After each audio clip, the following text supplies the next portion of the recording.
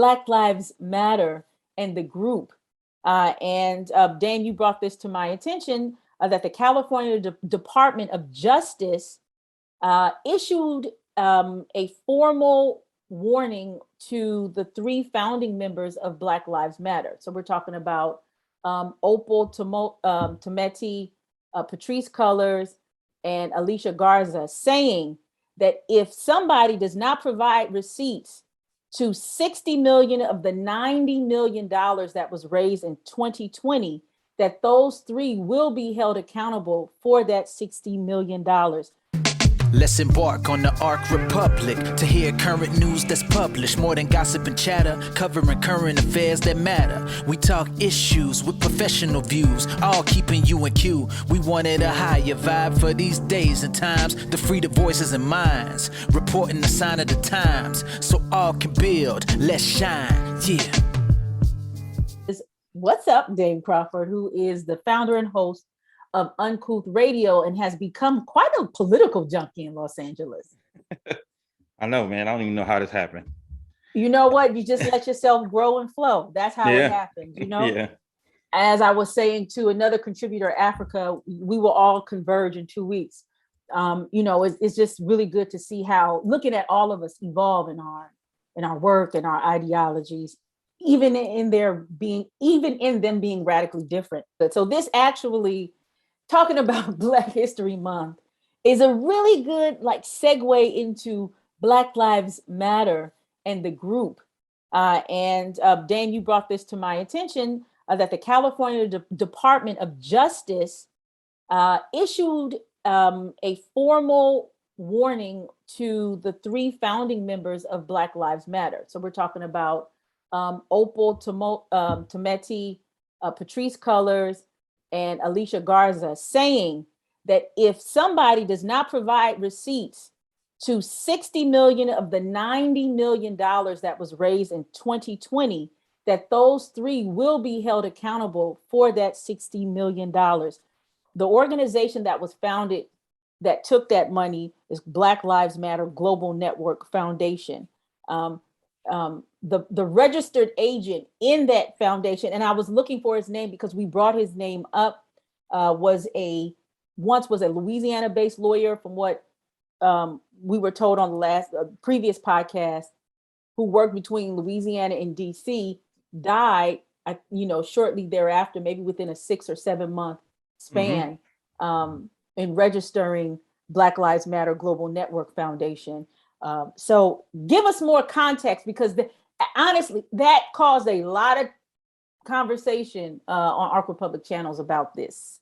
Well, as you said, and as we've been talking about, we've been talking about the smoke, right? And I feel like this is the fire. We've been talking about the smoke of what is Black Lives Matter doing with all that money. They were able, again, back to what we talked about Black History Month, they were able to commodify and get money from the NBA, get money from big corporations. Like, everybody thought the easy way to go was just to give money to Black Lives Matter. So I think they ended up raising something upwards to 100 million around the George Floyd protest. And as you said in the article that was posted, $60 million of that seems to be missing. So far they've only accounted for 30 million, and 60 million seems to be missing. And it's interesting that while the 60 million is missing, you have the three leaders who were always out in the forefront.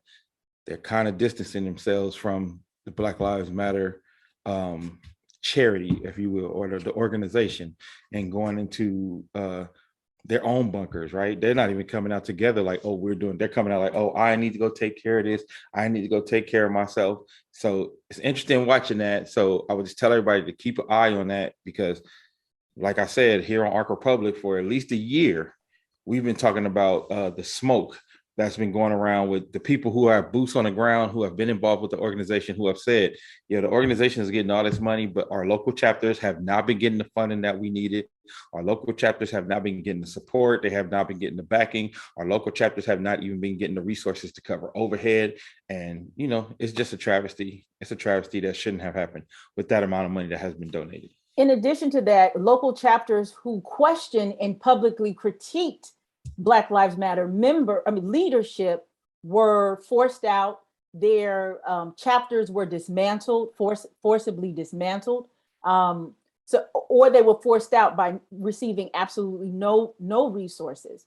You must add that in addition to that high profile story that came out about one of the founders, Patrisse Cullors, who purchased 3 or 4 properties that equated to several million dollars in between 2020 and 2021. And so, and in her response saying that, it was a combination of the work that she did as an adjunct professor, an author, and so on and so forth, which, I'm a professor. Right. I'm gonna let you know that right now. You're not buying 3 vacation homes right now. No. I just struggled to pay my rent. Okay. So,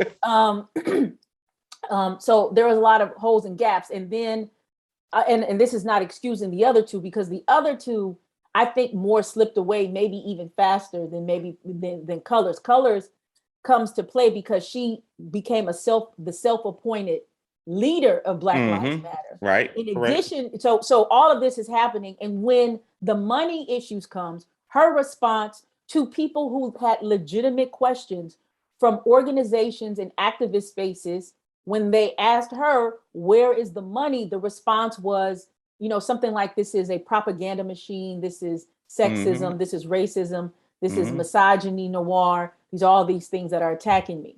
So, and then disappears off the face, disappears and comes back and says, I've got therapy. I had PTSD. I had, wow, you were able to get all of this therapy and self-care where there are people who were murdered doing this activist stuff, and their families are in poverty. There are kids who were murdered by the police and their families are in poverty. It is looking like, it is smelling like an old batch of collard greens. I mean, an old funky batch of collard greens. Yeah. Well, I guess we don't have anything else to say on that. I mean, that's because that's basically it, right? Like that's basically it. Like you said, like I said before, we know that some of these people, boots on the ground, weren't getting resources. In regards to what you said about if somebody came out publicly, you take, for example, Hawk Newsom in New York, who is Black Lives Matter. I think he was in a New York chapter, and he still calls himself Black Lives Matter. But every time he's on TV, he has to specify that he is not part of Black Lives Matter Global. You know what I mean? Because again, once he came out and had some critiques for them, they went on a crusade to get him disbanded, get him kicked out, and he's no longer a part of the organization. So it was some real, some real questionable things happening. And like I said, it's all coming to the forefront right now. And that's pretty much it. Right.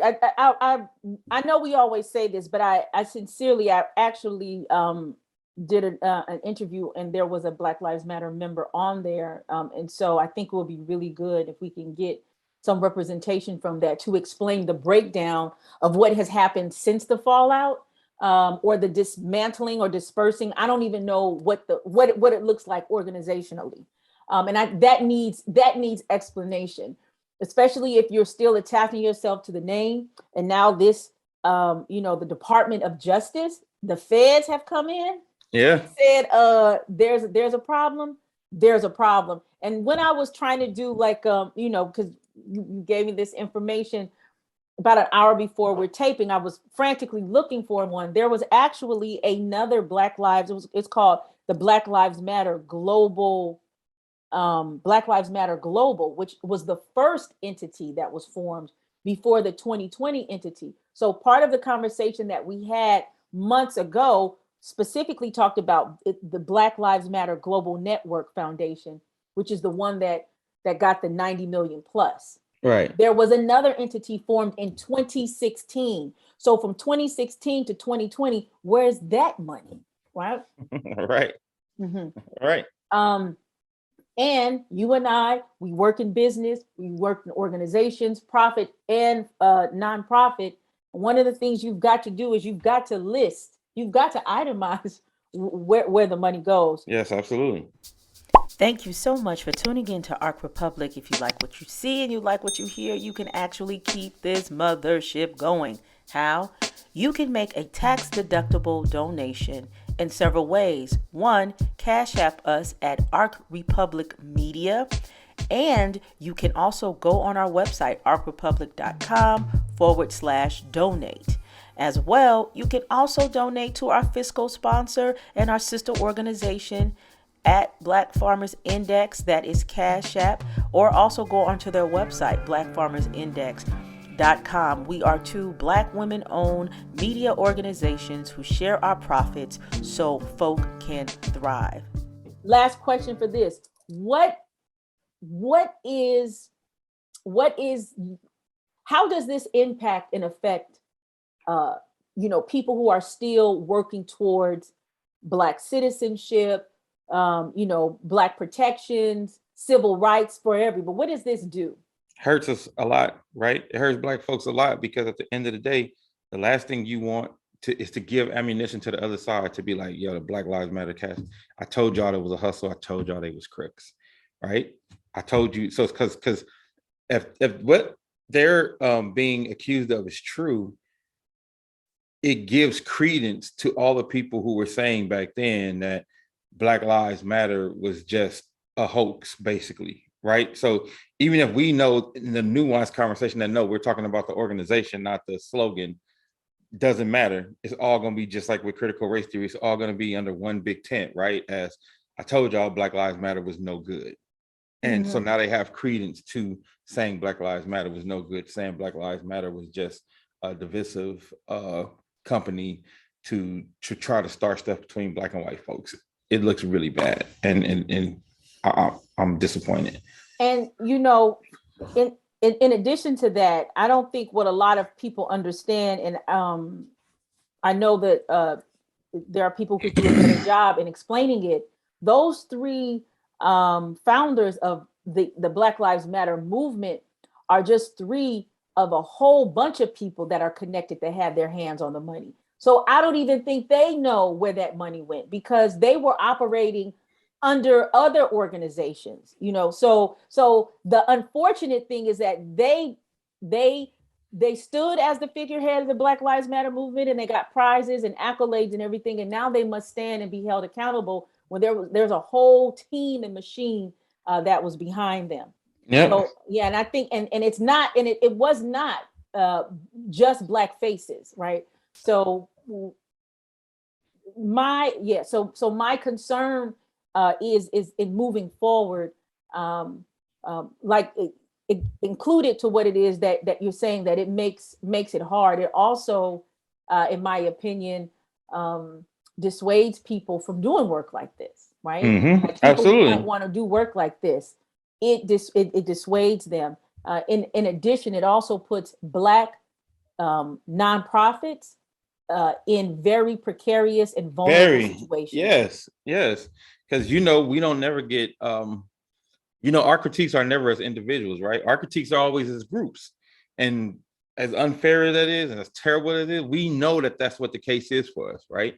So now, if Black Lives Matter, who was this global network, this powerhouse that were being used in commercials, televisions, the basketball playoffs, and everything that is attached to that is not going to be sullied if what these accusations are true.